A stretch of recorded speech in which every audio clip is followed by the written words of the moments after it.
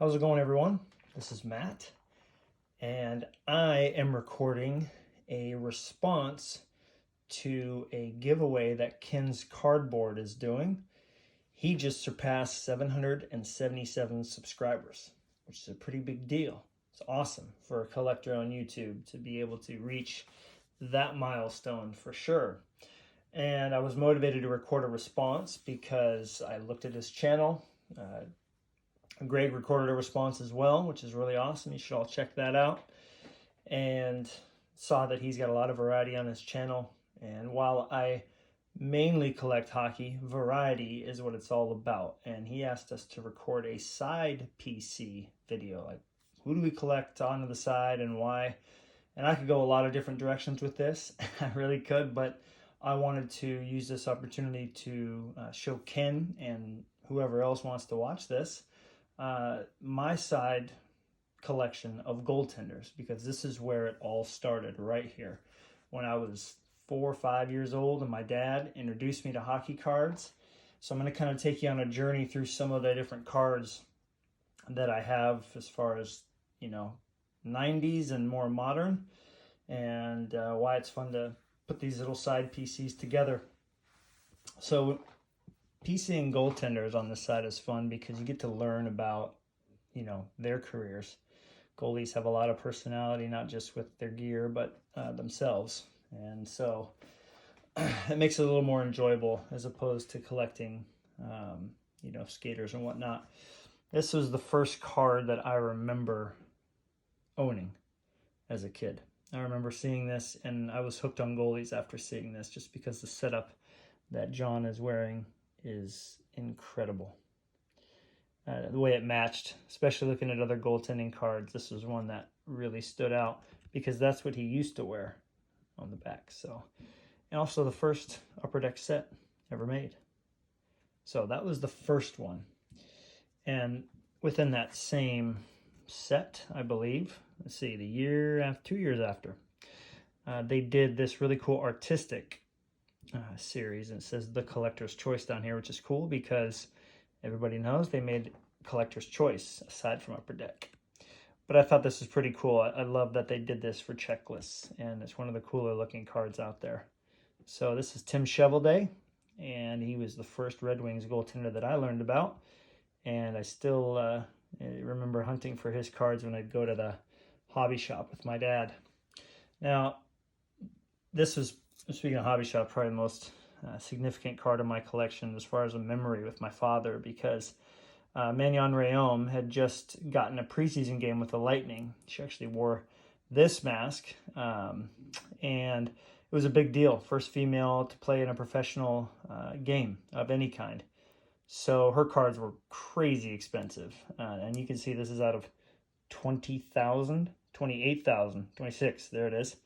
And I remember this being $20 in the card store. And my dad's like, sorry, son, we really can't afford this. So go grab some stuff like that, which was great. I was all for it. And when we got to the car, my dad handed me, the little brown paper bag with cards in it. And this card was sitting in there. So it's something I'll always remember.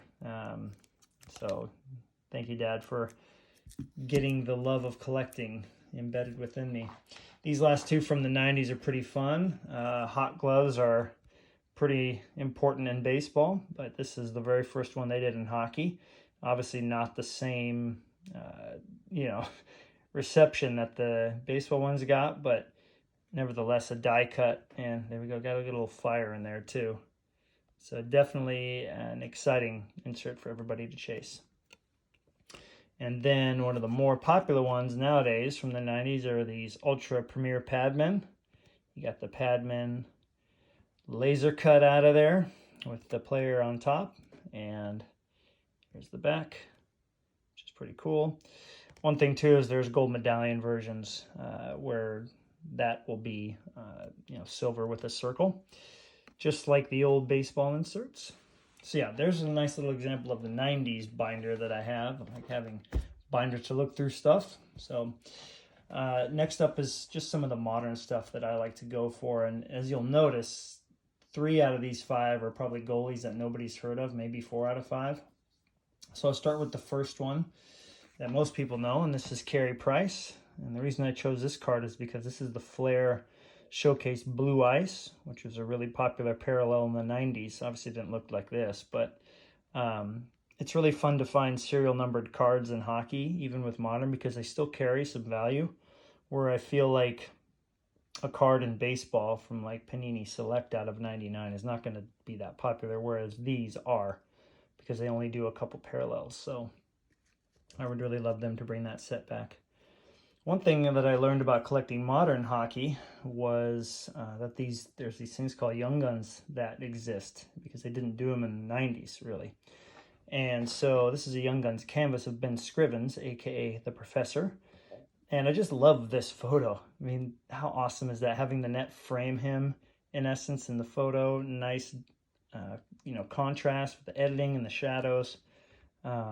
This is a beautiful, beautiful card. I think this is the best year for Young Guns canvas with that script text. So I really enjoyed learning about him. I remember he went to the Oilers and had one of the, I think in an overtime game, had the most saves ever in a shutout, which I thought was awesome. So this is Jenny Herm.